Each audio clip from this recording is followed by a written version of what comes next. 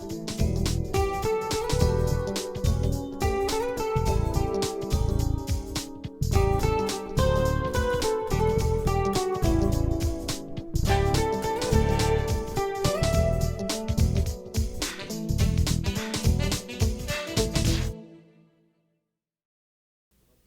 right, good morning, everyone. Welcome and thanks for joining us today to have another conversation in the series around the redevelopment of Brooklyn Village. Today's topic is focusing on economic opportunity and the approach to retail. I do want to point out that given circumstances in our city and things that have come to light, we do want to make sure that everyone recognizes that this redevelopment effort is part of the county's commitment to trying to improve economic opportunity and economic outcomes for all the residents of Mecklenburg County. And so we're very excited about the way that our partners, BK Partners, is approaching this particular project. And joining me today on the microphone will be Monty Ritchie from Conformity Corporation, Don Peebles from Peebles Corporation, and Jeffrey Simon from Stantec. We will be doing questions and answers, as always, after this presentation, which is being recorded, so you can go back and watch this one or last night's. We did the same topic here last night if you want to see both presentations or any other presentations or any other topics. When we're doing the Q&A, I would ask that you wait until the young lady with the microphones comes to you, and there are, as always, two, one for the amplification for the room and one so that the audio can be captured for the video. So we'll ask that you do speak into both microphones. And with that, I will turn this over.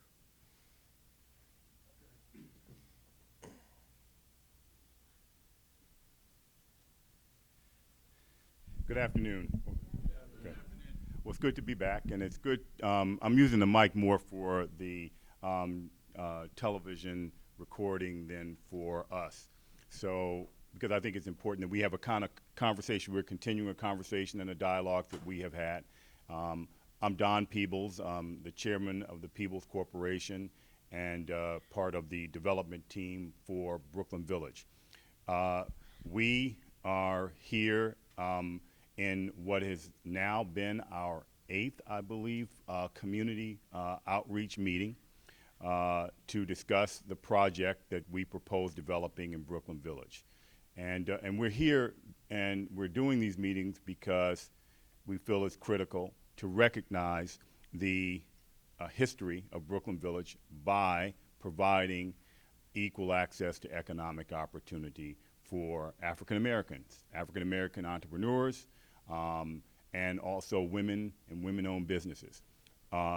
And when our company looked at this project, I was personally attracted to it because of the history of Brooklyn Village and the opportunity as an African American developer to rebuild a community and rebuild it in the likeness and the method in which so many people who lived in historic Brooklyn Village had hoped for and fought for and dreamed about. And so, given that opportunity, we wanted to do something transformative and to change the tone and the tenor in terms of real estate development in Charlotte.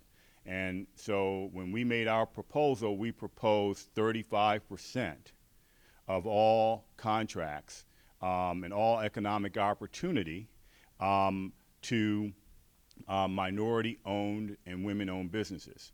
And there is no other project, public or private, that historically has accomplished those types of numbers when it comes to economic inclusion. And so our team, Monty Ritchie, Jeff Simon, and the entire team, Greg Cola from my company, who's our director of investments, we're all committed to this approach to doing business. Now, our company has had a history for the past 33 years of doing just that, providing access to economic opportunity and building transformative developments. And so this becomes more important today because of what's going on in Charlotte real time. And, you know, look, I see this all around the country. Our company develops around the country. I live in several different cities around the country. And so this is not unique to Charlotte. And it is not the action of, say, a police officer and what happens there. That's more of a symptom, but the cause of all of this is lack of equality, lack of equal access to the American dream. And now, me at 56, I've got a rear view mirror. I was born in 1960, so I know how far our country has come. You know, our country's come a very long way since I was born in 1960. And however, my son and his generation at 22, they don't have that rear view mirror. They were born at a time where the president that they can remember is African American, and so they are frustrated and puzzled as to why there is this tremendous disparity when it comes to economic inclusion. Simple statistics, for example, of the Forbes 400 wealthiest Americans. There are 2 African Americans on that list. Robert Smith, who I just gave an award to about 2 weeks ago for the Congressional Black Caucus, the Chairman's Award, and Oprah Winfrey. But that's it.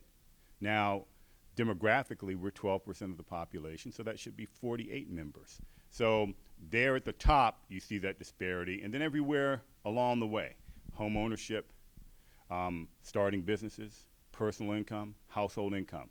And so how do we change that? That's an economic problem. That's not a social problem. It's an economic problem. So we as business people accept our role. Our role is to provide a level playing field in the environment that we control. And so we control the environment of Brooklyn Village along with the county, and I believe that one of the reasons they picked us is our deep commitment to diversity and deep commitment to minority inclusion. And we're hopeful that as I see all these cranes going around, the ones that wake me up at 6:30 in the morning in my hotel room, that they start including many of your businesses in the prosperity that they're enjoying in the city that you all help make and help build. And so with that, that's the backdrop of why we're doing this. And by the way, it is good business for us. You know, we feel that we're going to get some exceptional talent from you all and from many others in terms of providing professional services to us, providing construction services to us, providing all kinds of goods and services to us throughout the life of this project. And so we think this is we know it is a win-win for all of us. And throughout my career, I've tried to make it a point to demonstrate that diversity is profitable and diversity can lead to excellence, because I think that kind of changes this misperception that diversity comes at a cost and a consequence that is difficult to justify as a business person. So my Courtyard Hotel in Washington, D.C., which you see right in the bottom, in the middle of that screen at the bottom portion of it, that is in the top 5 performing courtyards in the system worldwide. It opened in 1999. The general manager was an African-American woman. The person who took over from her about 5 years later had started when we opened as a busboy and became a front desk attendant, and then became the general manager and runs one of the most successful hotels in its class in the world, and is a chairman of the Greater Hotel Association of Washington, D.C., the second African-American to do that. So the idea is that the hotel makes a lot of money, it has outstanding customer satisfaction, and it's transformative. Just because we're doing what we should do, which is to give access to all people to go and achieve their goals. So that's what this project is about. And with your effort, your support, your commitment to helping us be successful, I think we will be transformative in that project. And I think we'll change the expectations and the business environment for all of you in Charlotte. So I'll introduce my company to you. Many of you all know it, so I'll go through it very quickly. I started the company in 1983 in Washington, D.C., built my first building in 1989. I delivered that building in an area called Anacostia, very similar to Brooklyn Village, predominantly African-American community, once thriving, destroyed by the '68 riots. And this project was designed to help bring about a economic revitalization of that community. I own that building today. In fact, we're negotiating a 15-year extension with our government tenant. We started 2 new businesses there. They exist today. They started in 1989. They were new minority-owned businesses, and they've been in business now for 30 years. I would guess it's close to 30 years. We went on from that to build and own about 2 million square feet in downtown DC, maybe a little more. And then now as a company, we are in Miami. We built the Royal Palm Hotel, the bottom left corner, in South Beach. It's the first major hotel in the United States owned and developed by an African-American developer. We built a luxury condos, top corner on the right, and then Washington, D.C.'s one of our current projects, and then our project we're doing in Boston in the Back Bay. So today our company is got a pipeline of about $4 billion of development projects around the United States. All of those projects have goals and commitments for diversity. And most of them have been in conjunction in a public-private partnership. So this is something that we understand well. So let's go to the next page, Monty. Is that? And so, of course, we, as I said, the Royal Palm in hospitality, so we can move through that. One of the things that we also do is we invest in our young people. We believe that the way to change the pattern is to prepare our young people and change the way they think. And so I'm a believer in the transformative impact of entrepreneurship. So in Washington, D.C., when the Hospitality High School was started, which was to teach high school students about careers and prepare them for careers in the hospitality industry, I said, well, why don't we open their eyes up to a bigger dream, let them own something in the hospitality industry. And so we set up a curriculum, which my company funded, and created an institute. It was called the Peebles Hospitality Academy, Peebles Entrepreneurial Academy. And we look to do something like that here in Charlotte as well. The idea is to expose our young people to entrepreneurship in a formative time in their lives where they can pursue that as careers and understand that there are tremendous opportunities to do that. Okay, so now I want to introduce, most of you, I'm sure all of you know our partner, Monty Ritchie of Conformity, who's here recovering on crutches. Did you bring your crutches? Oh, yes, you did.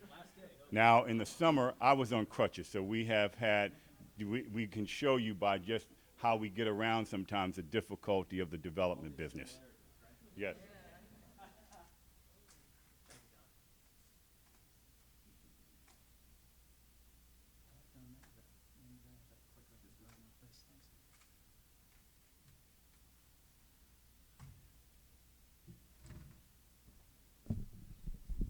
Thank you, Don. See if I can get this set up here where I can sit down. Can you hear me okay there? So Conformity Corporation, Charlotte firm, founded in 1993.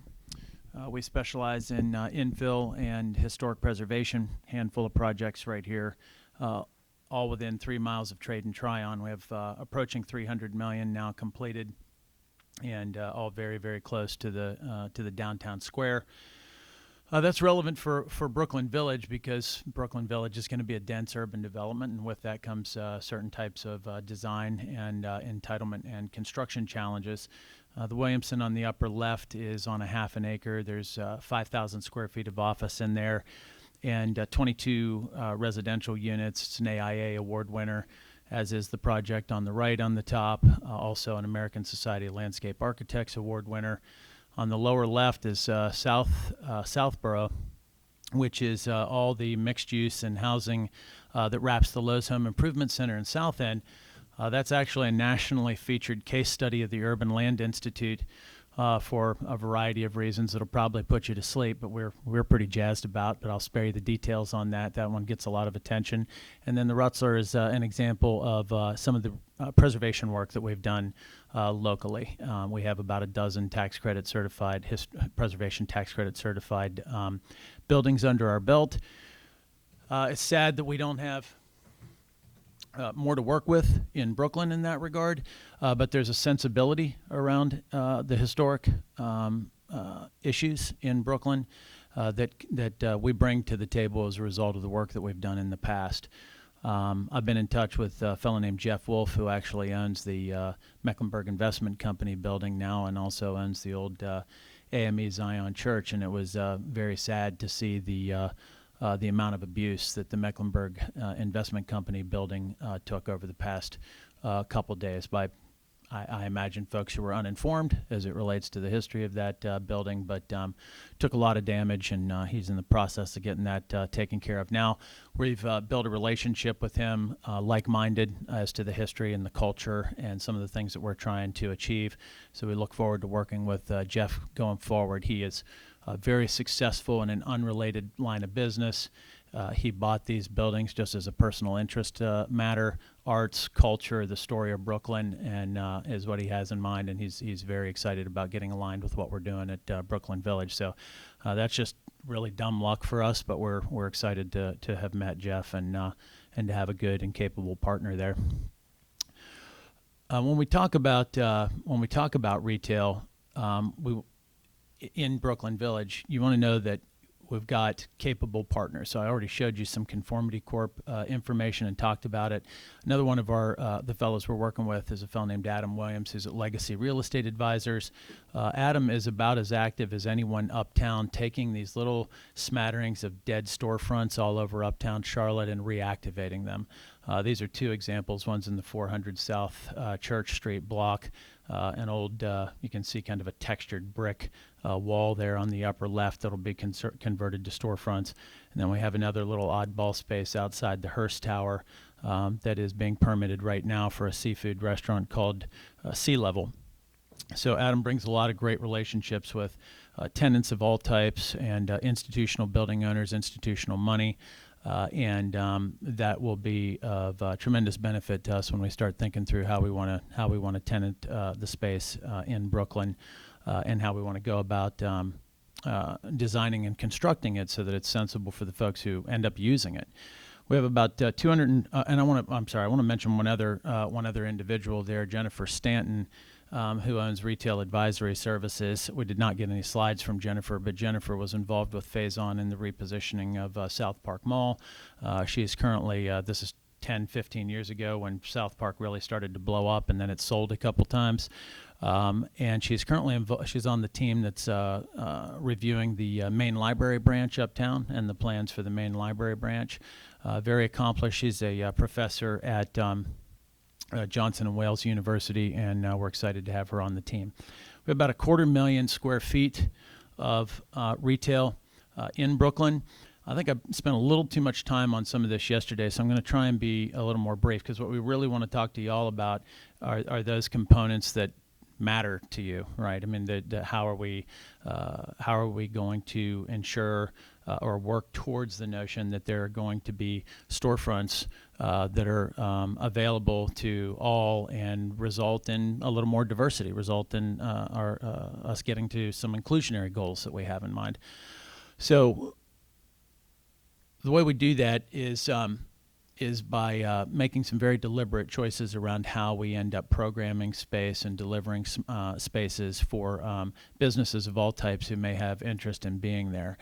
And I'll get into how those spaces are organized here in just a minute. We hope to start with a grocery anchor. The next natural line of tenancies would be services of various types. And then ultimately soft goods, which are, say, household furnishings, clothing, that type of thing. It's not since, say, Belk and Ivy's department store and others uptown have we seen household goods and soft goods in uptown Charlotte. Even now, as retail begins to reemerge uptown, when you think about it, it's food and it's services, with few exceptions. The Metropolitan starts to cross that line a little bit with Marshalls and with the West Elm, but inside 277 proper, pretty much non-existent. So it'll be a real challenge for us. Hopefully we can get there, but I don't want to understate what a big goal that is. That's a difficult thing to achieve. As it relates to the inclusionary aspects of our retail, we want to be really deliberate with our underwriting. We want to offer a variety of spaces, and then ultimately we'll provide some support that is admittedly a little passive, but we want to be a resource for folks who are considering opening shops in Brooklyn. For those of you who have participated in our MWSBE meetings, you know, when you think about it, in many ways, we're just pushing hard to facilitate dialogue, to really just create a platform where the number of folks who are registered goes up. the opportunities for folks to be in communication with one another, to find new partnerships and to find new avenues to participate in the business that we have, that more of those opportunities are available. So the retailing is not a whole heck of a lot different, in that, you know, we're not going to be fundamentally responsible for the fact that somebody succeeds in opening a business.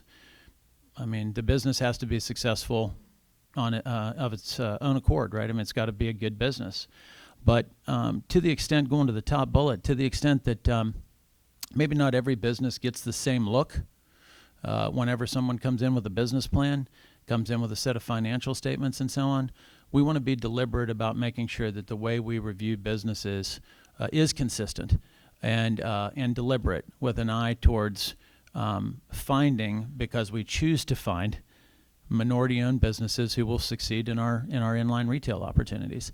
And it is, I think that is at once as simple and apparently as complex for much of society as just deciding that you're going to get this done and you're going to review business plans and you're going to find a way to get minority-owned businesses into your space.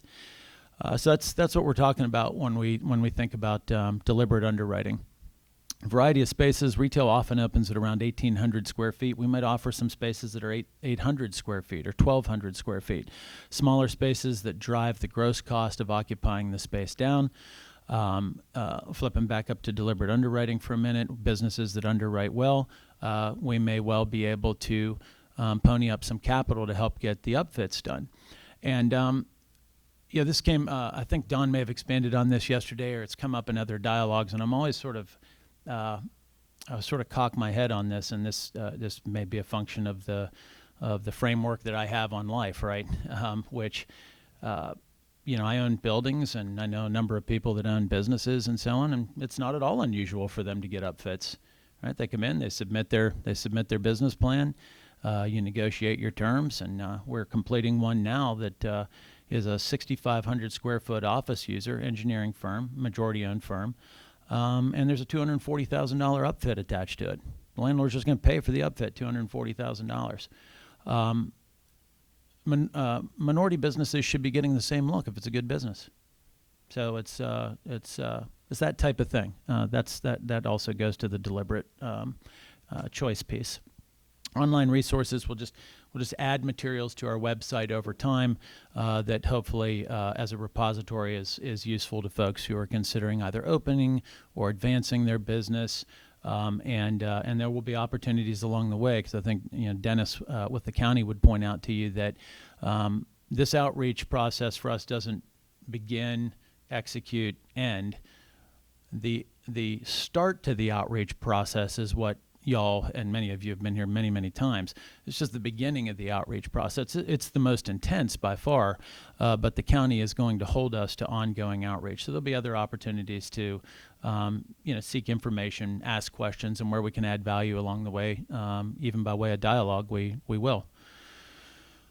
We talked a little bit about retail programming already. I'm just going to skip over that. We didn't touch on food as much as I'd like. Ideally, we'll end up with at least a pocket of the retail near the park that is heavily focused on food. It's an opportunity for us to bring together a variety of cultures and to activate the space at all hours of the day, and frankly, with a you know, variety of cultures, ethnicities, interests of all types.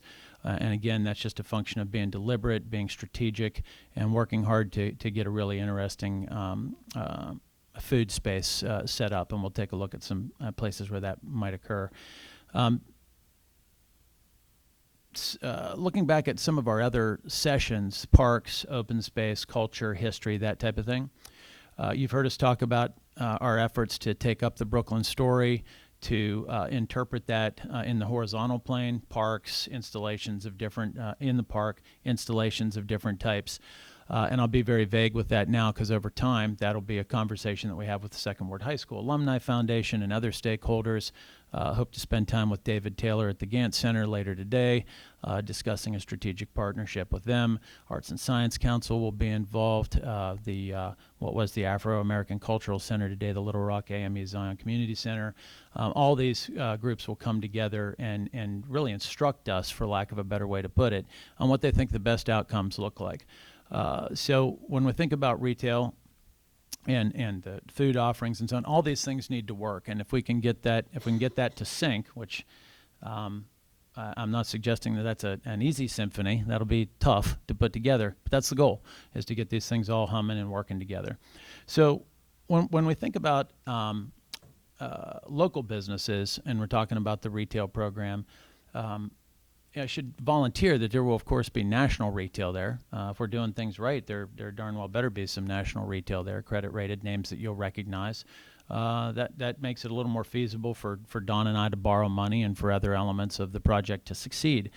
But when we think through local businesses, what are some examples that work? And I'd hope to provide a retailer, a service retailer, and a service group, but I only got two of the three. I wasn't able to get permission from Social Status on Central Avenue. Some of you all may know they're a retailer of clothing and sneakers. That group, who I'm just going to talk through, 5 or 6 locations, 2 in Pittsburgh, I believe, here, Greensboro, Raleigh, minority owned. Now I don't know exactly how well they're doing, but I know that a month in Spain is a routine part of the program for the business owner every year. So something's going well, we would, that's a group that we'd just love to have in our shopping area, in our retail program. New is personal services, hair, nails, makeup, that type of thing. Lots of awards for this business. In the sea of salons, if you will, and personal care services, New stands out as among the best. Again, locally owned, sole proprietorship, very successful. We'd very much enjoy having them in the development. And then, of course, No Grease Barbershop, which I always think of as being perhaps one of the best established brands, and a fun brand by my estimation.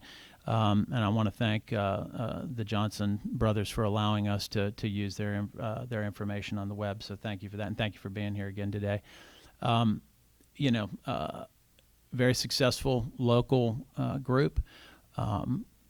Would love nothing more than to pull you out of the basketball arena and move you 2 blocks east.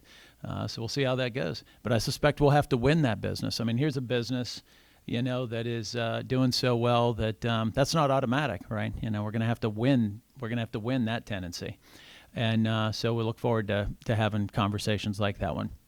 So these are best practice examples that maybe are not indicative of where you are with your business or someone that you're thinking about, where they are with their business. But hopefully we can play a role in helping a business take it to the next step by way of spaces that they can afford. We're helping with the upfits, that type of thing, as we get on down the road. So. Please keep us in mind if you know folks who own small businesses and are in retail services. Mention Brooklyn. We'll have about 55,000 feet of inline shops, and of that, about 30,000 feet is food. So there'll be another 30,000 feet that are really dedicated to retail, service, and service retail, and service operations. Much of that space will be oriented around the park on 3 sides. You can see here on the left-hand side there's a condo tower, and on the bottom of the condo tower there's some retail. And then as you look out into the distance beyond that glass atrium there's retail along the bottom floor of those 2 buildings. And then as we come back up on the right-hand side, again there's retail, and then the final edge is on 3rd Street. So lots of good visibility, super high car counts, very strong demographic, rightly or wrongly. This has also been sort of top of mind for folks how the city's organized, but I'm sure most folks are aware that as you head due south on 3rd Street, there's a lot of retailing dollars headed that direction as you head out of town. The red spaces that you see here are reflective of all the retail that we have available. The larger boxes are junior anchors, and then as you get on down to the smaller boxes, you're seeing the more conventional inline retail, the smaller shops. This slide, we're standing on McDowell, and we're looking up 2nd Street, which runs left to right in the middle of the slide. So if you're standing on McDowell over on your right, looking up 2nd Street towards Uptown, that is roughly the view, and you can get a feel for how the retail is organized there as you look up 2nd Street. This is standing at the other end of 2nd Street now with your back towards Uptown, looking out towards McDowell. The park's on your left. The condo building there is in the background. And on the right, we have a space that presents really well as a restaurant. So collapsible walls, very porous storefronts and so on, so that the folks inside these spaces are interacting with the folks in the public realm, and do everything that we can to push activity of all types, whether it's in the park or on the street or in the space, to get that communication happening across all three of those canvases. And there's a number of other places that we need to ensure that we're getting people connected by way of the planning effort. So here's something that we've come up with recently. It wasn't part of our RFP, and I think this goes to Cole Genest and Stone, who's not with us today, but they're our local landscape architect partner working with Stantec. And they were pointing out how nicely 2nd Street ends up working as a festival street. So when you think about 2nd Street as an area that might be cordoned off, and I'm sure y'all have been to markets. You don't have to travel far. I mean, there are examples regionally where they'll shut down a given street and it just becomes a pedestrian mall on Saturdays or something, like there's a market or a flea market or something like this. 2nd Street lends itself perfectly to this. The park bleeds right off into 2nd Street. It's a dead end where you get to that cross street up by the church, and it almost begs to be programmed in this way, so that the park and the street and the retail all really start to sync and become one big center of activity. Not going to behave like that Monday through Friday, it's 24/7, 365, but there will be opportunities to do that as part of efforts to program the park. Heck, even days that are focused on the retailers, for instance, where retailers come together and market jointly to introduce folks to their shops. Any number of opportunities there in the space that you see in red. And then Myers Passage, which we've talked about some, picks up and goes right on across the CMS and the CMS-owned land adjacent to the old 2nd Ward High School gymnasium, and right alongside the back edge of the pool, which would have been roughly where the Myers Street Elementary School was way back when, the first lower grade elementary school, historically speaking, lower grade elementary school for colored folks. Not my language, historical language. So, and that of course has been lost along with the 2nd Ward High School. So really, the Myers Passage for us is a really important organizing element to help pull Brooklyn Village North and Brooklyn Village South together. So when we think about Brooklyn Village South, we're really talking about the land that is on the other side of Stonewall and is sandwiched between Stonewall and 277. So in the foreground on the left, you see a major office building that I believe is 18 stories, about 500,000 square feet, if I recall correctly. It's not critical that we get that right for this portion, but there is some more retail on the bottom of that building. Then there is so there's some apartment housing with retail on the bottom of that, and then a Staybridge Hotel. And as you move on up the street, you arrive at Prophet Dixon's project. And Prophet Dixon today, small local firm, they're developing that brown and gray sort of 5-story building that you see about halfway up the slide. They've got about 5,000 to 10,000 feet planned. The 14-story gray building that you see beyond that is Northwood Ravens project. They have, for their project, 8,000 square feet, and then you move beyond that and you get to Crescent, which is where you have the Whole Foods. In addition to the Whole Foods, there's another 15,000 square feet of retail in that space. And then out of frame is Tryon Place, which has another 30,000 square feet of retail at the hard corner. So we need to make sure that we become a part of that. Charlotte Center City Partners recently fired up a group called the Stonewall Consortium, where they bring together all the developers basically from the football stadium all the way around to the land that Peter Pappas is developing on the old Realtors building site across from the Metropolitan, and surrounding Pearl Street Park, which I know many of you have been involved in that conversation. That entire corridor from the football stadium all the way to the Metropolitan is being redeveloped and has almost $3.5 billion worth of development unfolding there in the next 5 to 7 years. So we need to get that right. Our piece in that, you see here at grade, is some additional retail, and you'll see that the boxes in red here are a little bit larger, and that reflects the fact that they're probably a bit more car-oriented, as opposed to, say, the little shops that we have in mind in Brooklyn Village, which is so much more sheltered and so much more intimate.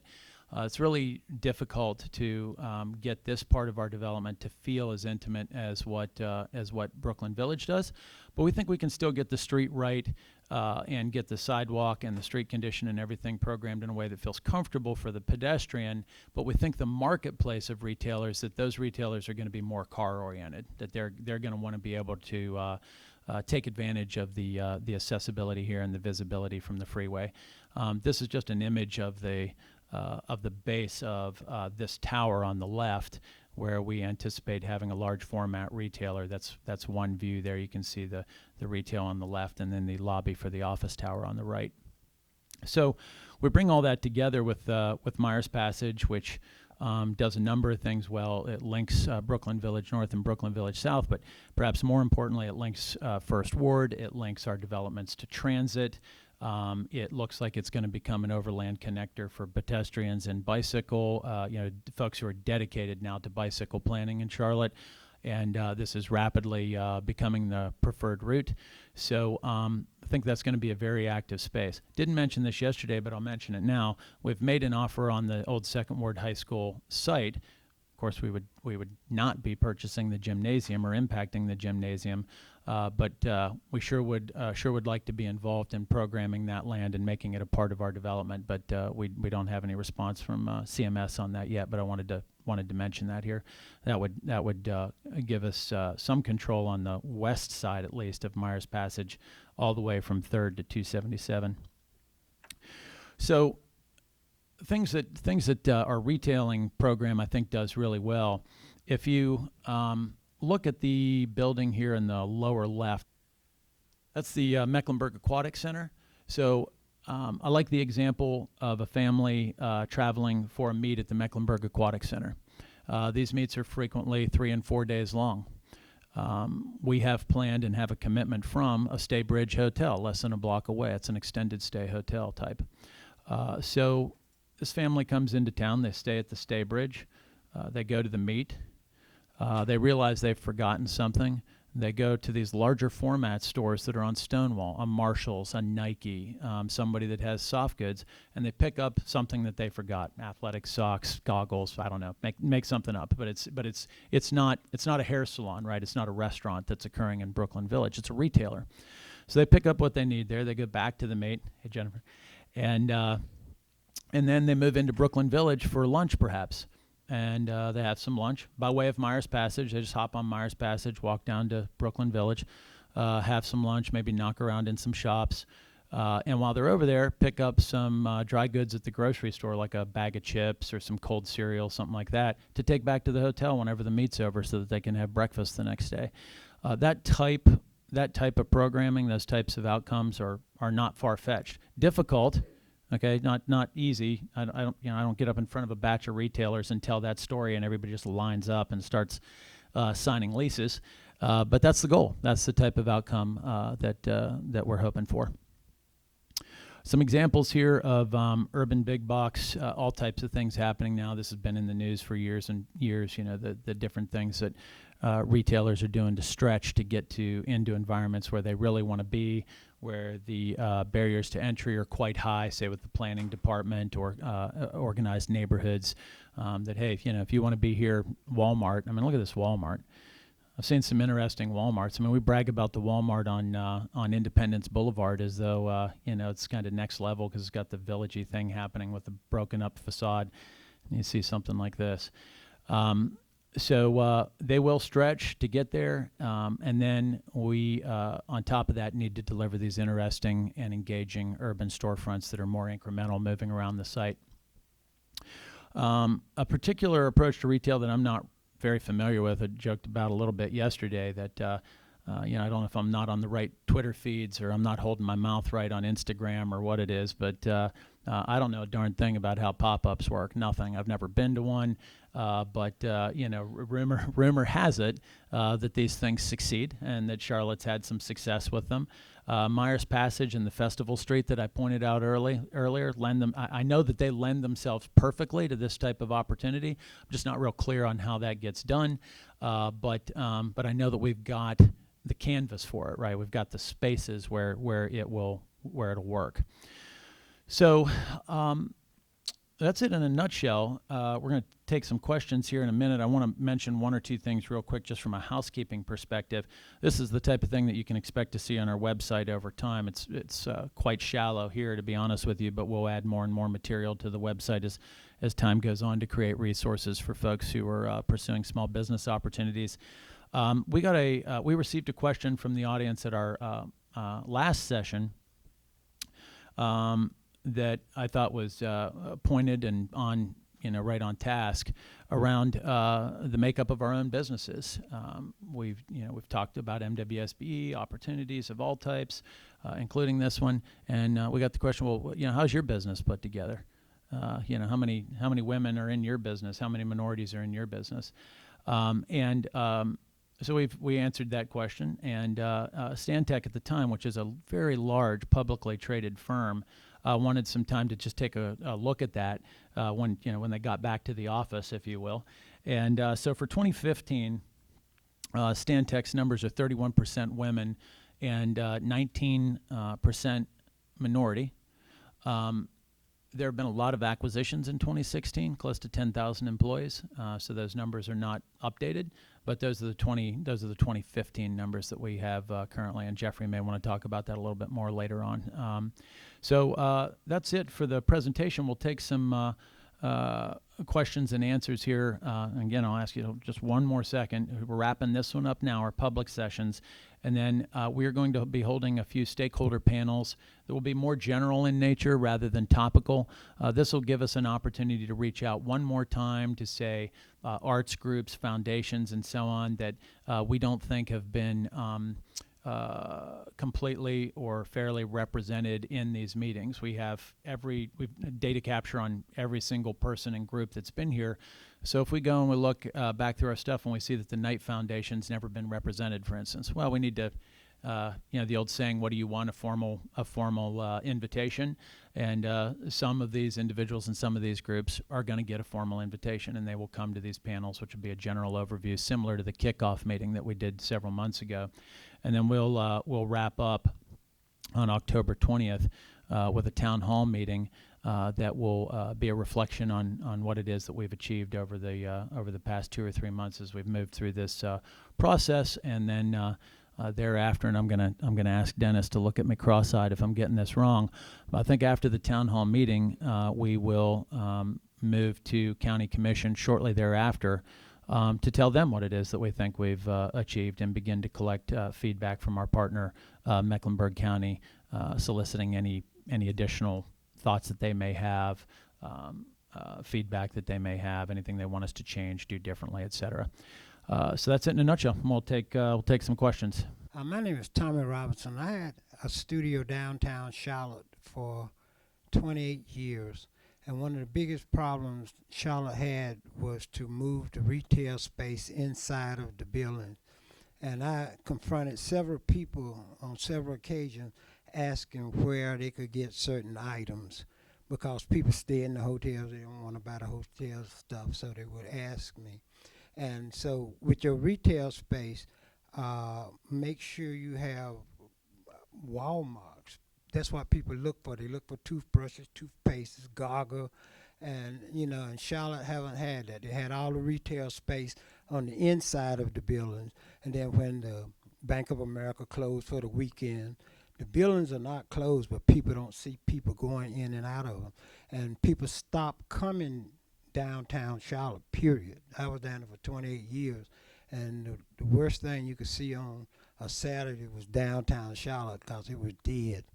And so, yeah, bring, if you can, attract retail spaces that have general merchandise, like toothbrushes and hair combs and stuff like that.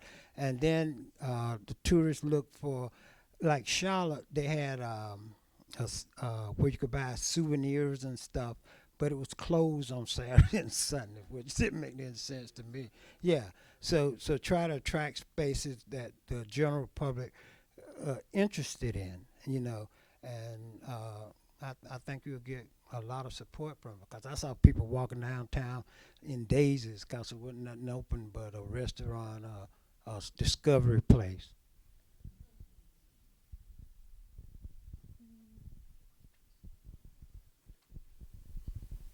Hello, my name is Maya Norvell. I'm here from the Urban League of Central Carolinas. First, I just wanted to say that I am impressed with the engagement of the project and with the community, and that's really positive and heartwarming. I just wanted to ask if you all could give a little bit of, I guess, can you compare another city that's similar or another cityscape that's similar to the Brooklyn Village in a different state? Have you done kind of case studies on how revitalizing a historic space such as this is kind of received by the community and also the outside community? Yeah.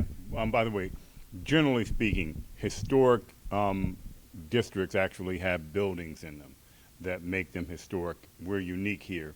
There really, other than the gymnasium, there are no buildings on our site that are historic, that are reflective of the time gone by. So basically, what we're doing in this regard is really producing a development that achieves the goals and the expectations that people who lived in Brooklyn Village worked so hard for. I would tell you that the examples, there are some examples that you can look at. For example, Washington, D.C., City Center in downtown Washington, D.C., which is the site of the former convention center that was built in the early 1980s, that before was a part of Chinatown. So that got demolished. Convention center was built, and then the new cycle was the city center, which is a collection of different buildings and different use types and some public space and some retail as well. The Southwest waterfront in Washington, D.C., slated for urban renewal, and in the 1970s and early 80s, and then and the waterfront was developed with restaurants. Now it's being redeveloped with hotels, offices, apartments, retail, and the like. New York City, I think an example would be Hudson Yards, currently being developed right now on the west side of of Manhattan, at the abandoned rail yards. That would be another example of that. If we were going to look, say, south in Miami, there is Miami City Center or City Place that's actually under construction and just about being open now. That would be an example. And the Design District would be another example in Miami. In San Francisco, more along the lines of what happened in, say, Hunters Point. Also in the South of Market area, there are the Trans Bay sites around the terminal. Those have been collected, and then around the Moscone Center, where there were a series of land owned by the redevelopment agency. They went to different developers, so they had a more eclectic approach. But those would be some that come to mind. And ours is going to be, again, building essentially a neighborhood. And our goal, and you can see architecturally, and Jeff should come up and talk about this on a design perspective, but the goal is to give them a different feel, be as though they were organically done. And we're going to do that by, we've got 2 developers, we've got a broad design team, so the idea is the buildings are going to look differently. We hope to bring in some other development partners along the way to give it more diversity and character as well. Jeff, you want to touch that a little bit? Thanks, Don. It's really interesting. If you take your comment and you take Tommy's comment, part of what I think you were saying is to have retail that opens directly onto the street so that you have that vitality. So nationally, part of the trend that Don was just talking about is a return to the cities. We have a group called the Urban Places Group that just looks at those trends all across the country and designs those kinds of neighborhoods that is absolutely reflected in the design of Brooklyn Village. But I think that what you're seeing is that with what Don and Monty were talking about, the retail really brings the vitality to the neighborhood, particularly by opening on the street so that on weekends it's not dead, as you said, or and that you have things that people want to do that draw them into the space. And I know that slide that Monty loves that shows the restaurant there with opening onto the street. That really demonstrates the fact that that vitality gets done by restaurants and stores and reasons for people to gather. So with Don's experience at building some of these communities around the country, we can bring that kind of vitality right here to Brooklyn Village. Hi, my name is Mary Lightsey, and I am from Brooklyn, and Brooklyn is live. And the one thing that I hear, maybe I'm nitpicking a little bit, but I don't want it to get maybe lost in naming when we talk about Brooklyn versus Brooklyn Village. Because as some were talking today, I think they were meaning Brooklyn, and they were saying Brooklyn Village. And so I want to, there be a distinction, because Brooklyn may not necessarily exist, but we're still alive.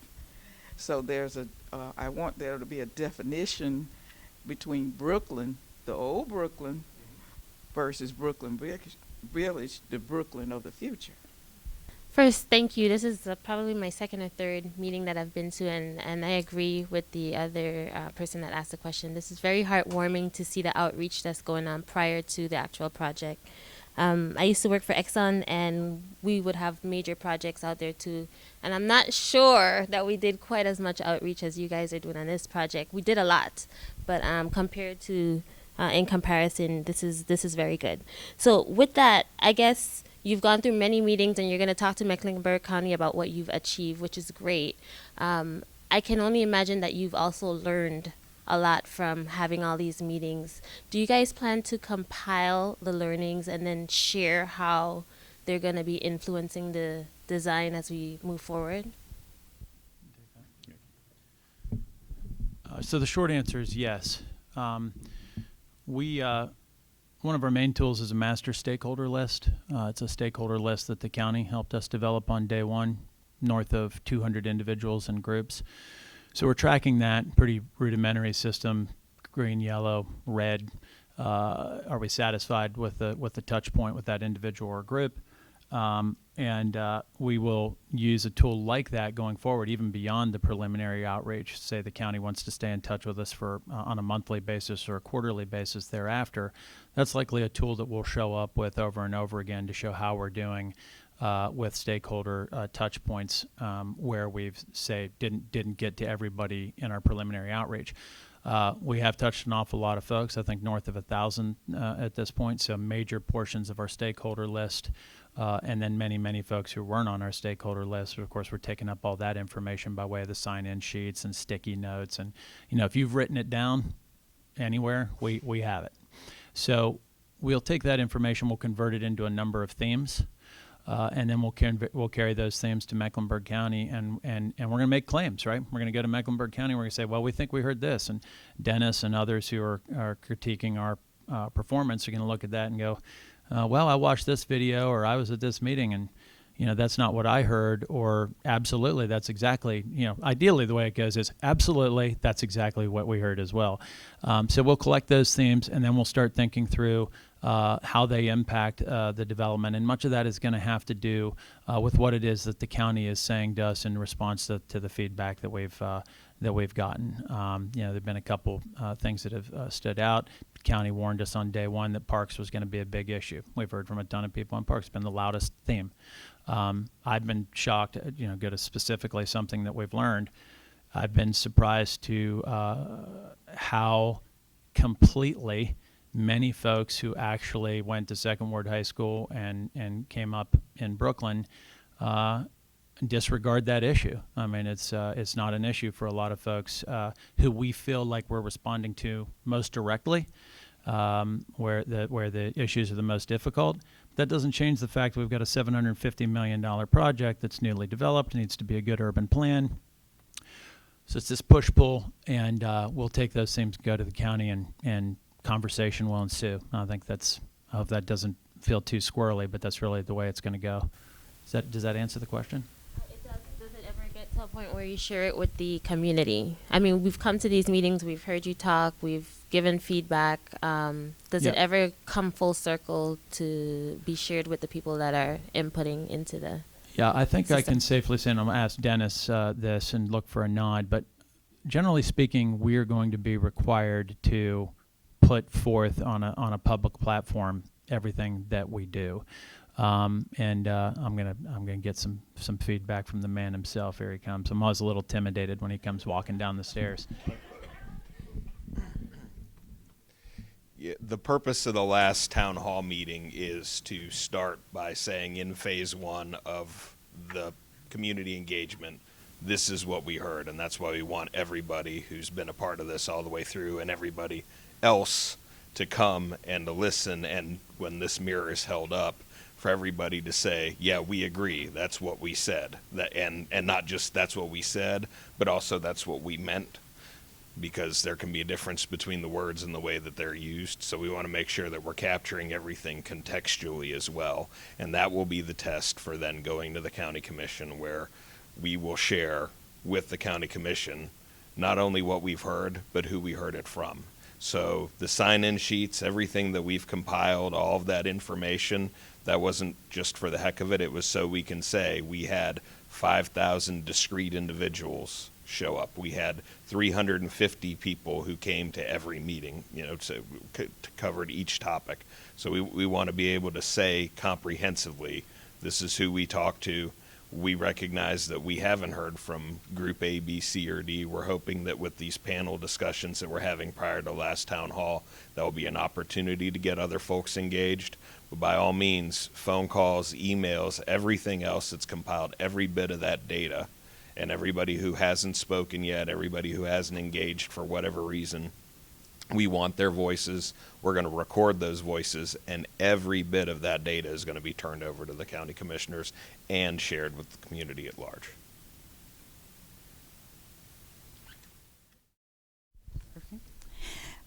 My name is Yolanda Malachi, and one of the things that wasn't discussed about the retail is cost, because I know at the last meeting I attended, cost was a huge issue, even with the leasing of the apartment. So with the retail, what would be the cost to be able to lease those spaces? And plus, it wasn't much discussion on office space. So what about small business owners such as myself that doesn't need 800 square feet, but I need 150 square feet or 200 square feet? What does that cost look like to be able to accommodate, someone who is a psychologist and want to open up a small practice, or someone to offer tax services that don't need 800 square feet, but maybe 200 or 250 square feet?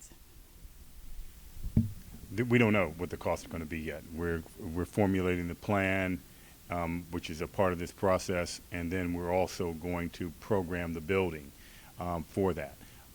It is not likely that we would break anything up to 250 square feet. It would just not be efficient for us and for the mix. And also, I can say this with a bit of clarity, that the ground floor is going to be activated retail, so there won't be any professional services on the ground floor.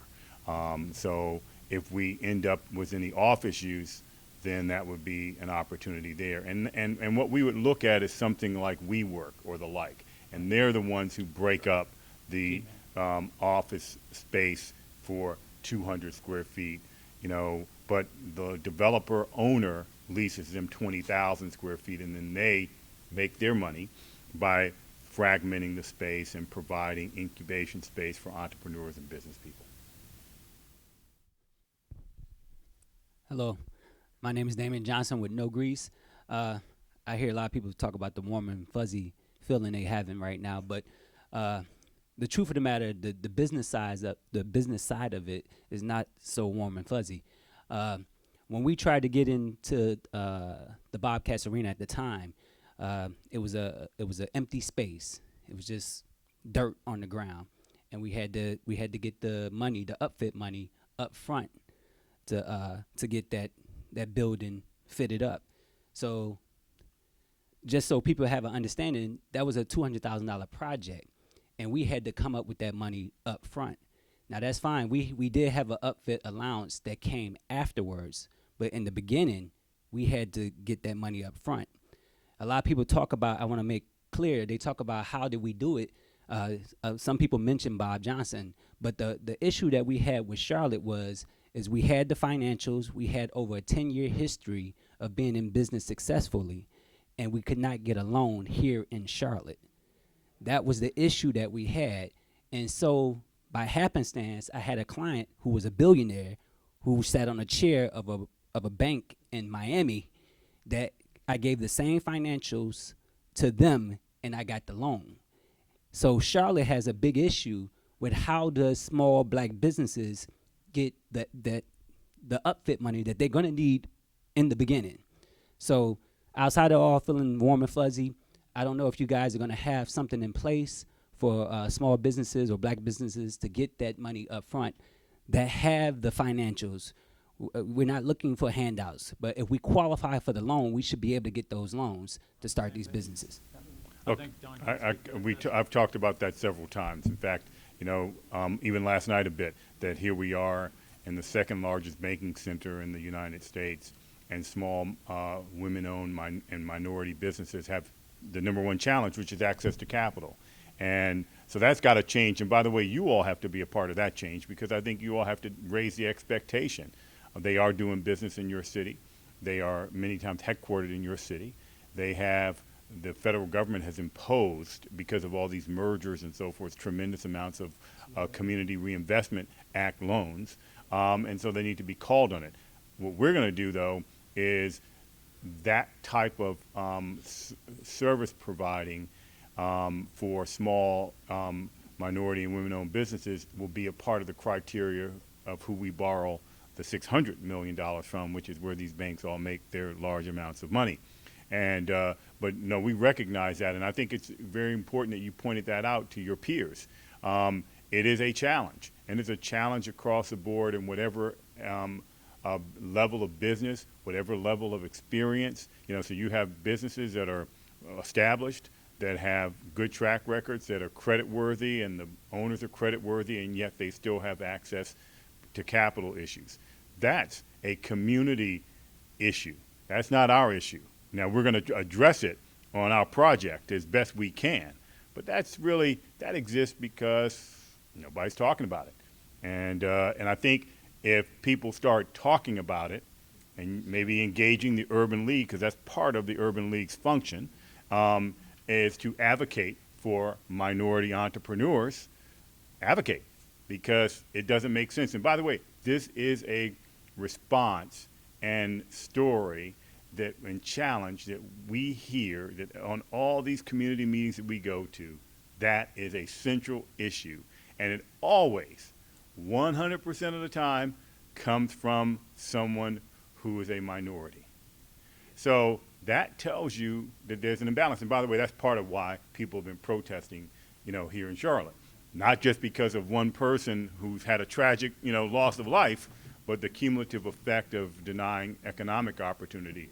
And so it shouldn't take a tragedy to bring you all in terms of a call to action. because it is atrocious that we can see all these buildings here with these big bank names on them, and no one can get any loans. And you had to go to Miami to get a loan. Does that make sense? Yeah, with pressure, right? With a sponsor of sorts, putting pressure on the thing. Well, think about this, and I'll tell you, and I think this is important for people to understand the basic concept of business. Business is efficient. The goal, the way you make money in business is to do it efficiently. So, look, we're going to build all these buildings, and by the second or third building, we should be pretty efficient at building them. So we should be able to build them better, quicker, and more cost effective. Well, banks are no different. They like to do business with people they know and that they've done business with because they want to get paid back. They want to charge interest and earn money on their interest, and they want a high probability of repayment, and they want it to be easy. So they go with who they know. Now, unfortunately, they don't know many of us, right? So we got to change kind of the way that banking is done, and that requires you all to advocate for yourselves. Do things behave?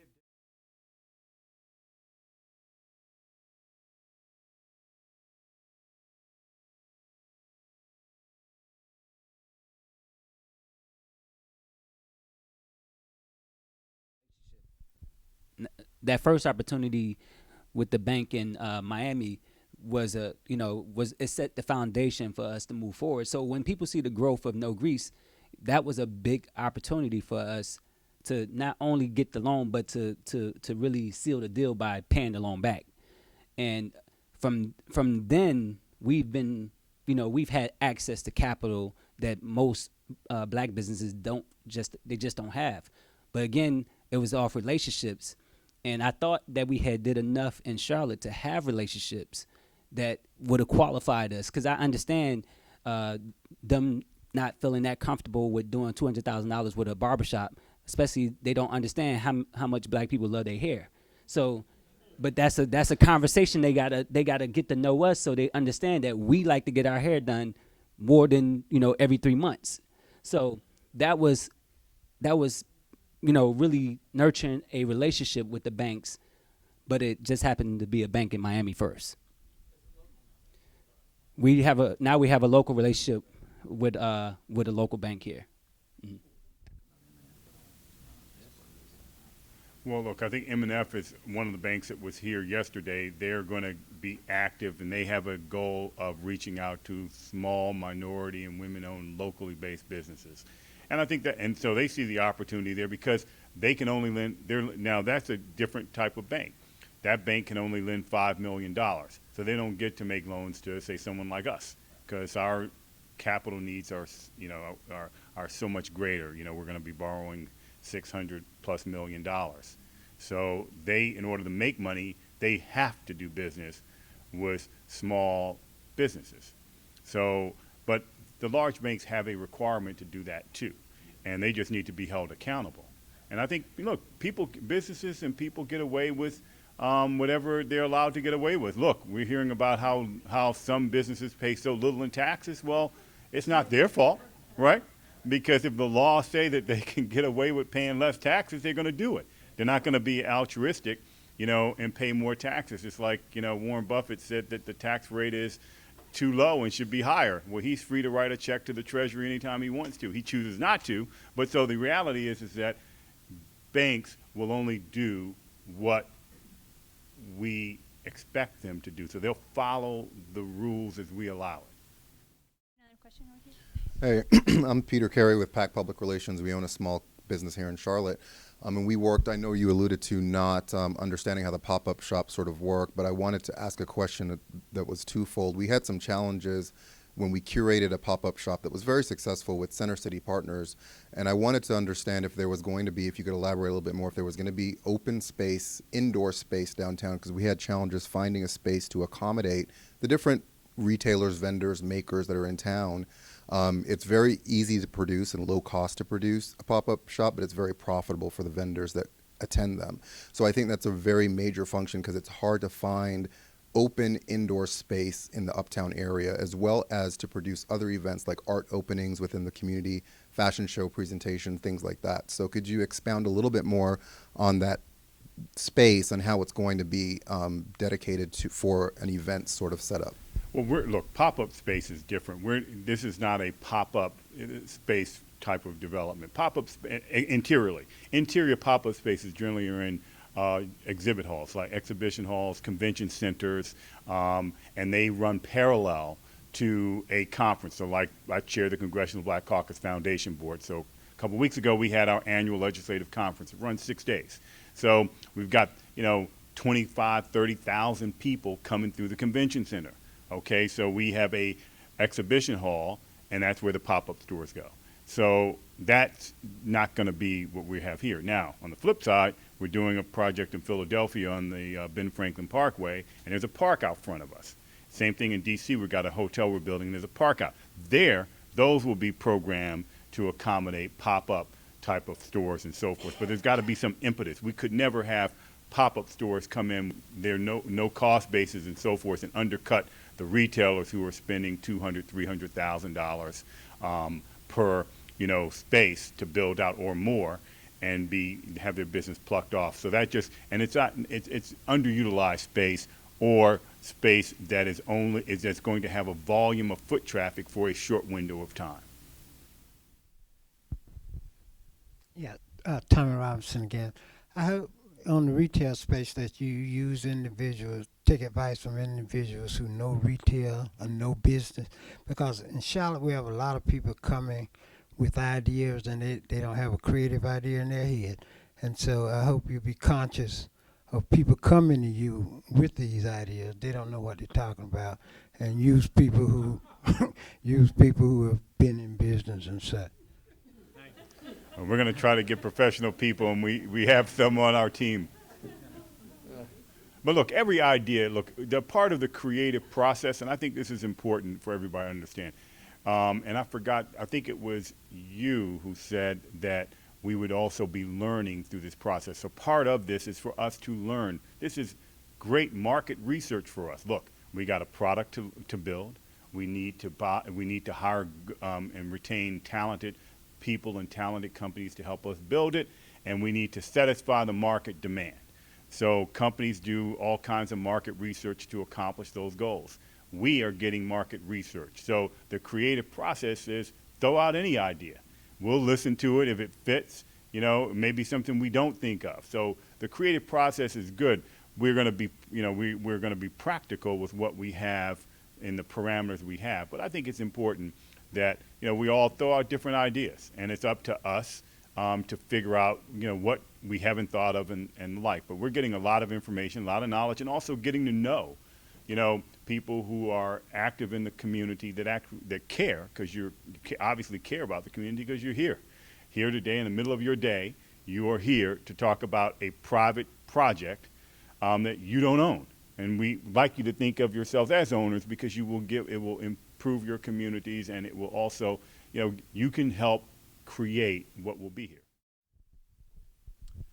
Good afternoon. I'm Nikisha Glover. Again, thank you all so much for having these meetings. I've been someone who's been following this project since the beginning, and again, it's because I grew up in Charlotte, and I grew up hearing the stories of Brooklyn Village. I just wanted to know, did you all, and I don't remember hearing the timeline for retail shops today, so could you give us a sense of when you expect the doors to open on the first retail space in the project? Well, we're going to phase in retail, because retail is going to be a component of essentially all of the buildings, because they're going to bring life to the streets. And so our first phase is, 2019? Yeah. Okay, first quarter. And I've been on the north parcel today. That could be impacted, of course. The county, we have a conversation with the county, and they just take a complete left turn. Well, they don't have to take a left turn. They can just veer left a little bit. Yeah. This is okay. That's an optimistic schedule. Okay, Yeah. A very optimistic schedule. But we're going to be moving as expeditiously as possible. But we're also going to program that we don't want our retailers opening up in no man's land. So we want to make sure that there's some critical mass and accessibility, and that the infrastructure is there for that. But That's the goal. Can you show where the north parcel is when you say that? Sure. So Brooklyn Village North is the larger parcel on the upper right-hand side. That's the portion of the development that lends itself more completely to incremental retail. And where's south? South. Whoops, I'm sorry. Not South is here along Stonewall. Yeah. Just a- Myers Passage is the red dashed line.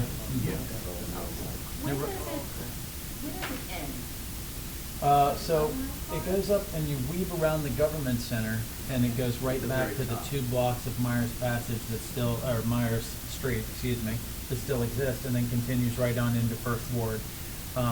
You would end up at 7th Street roughly, staring at the Little Rock AME Zion Community Center, formerly the Afro-American Cultural Center. Then you can't get through there. What's interesting is if you look at it, the road lie's still there. Myers picks up on the far side, but for some reason it's been blocked off there again. Then next to Drakeford's project, the old Myers Street road lie continues on up towards Trinity Episcopal School. So one of the things that's fascinating about Myers Street and Myers Passage, and the reason that we put it there is it's like it wants to be there, right? Like the ghost of, the ghost of Myers Street is still there. So if you look closely, it reveals itself over and over again, and it's a wonderful and lucky part of the narrative for us that it happens to be the street that flanked the gym, flanked the elementary school, et cetera. So we just love everything about it as a planning element.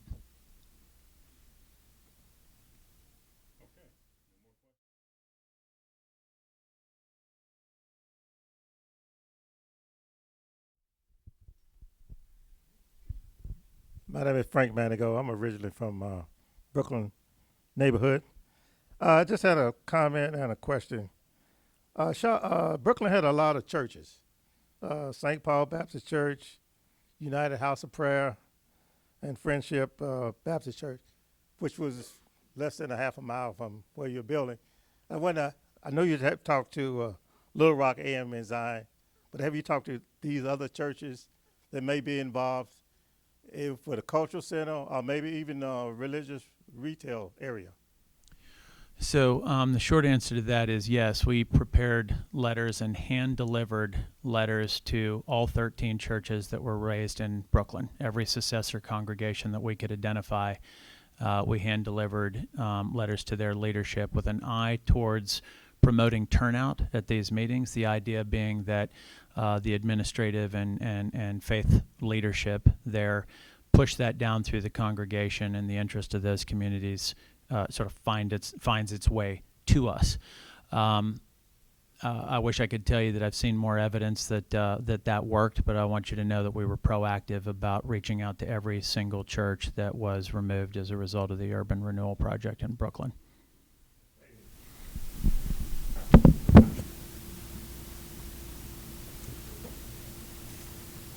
Any other questions? Well, great. We really appreciate everybody taking their time this afternoon to continue the dialogue. We look forward to continued engagement. Hopefully we'll see you at the town hall meeting October 20th, and we're looking forward to a good partnership. Thank you. Thank you all.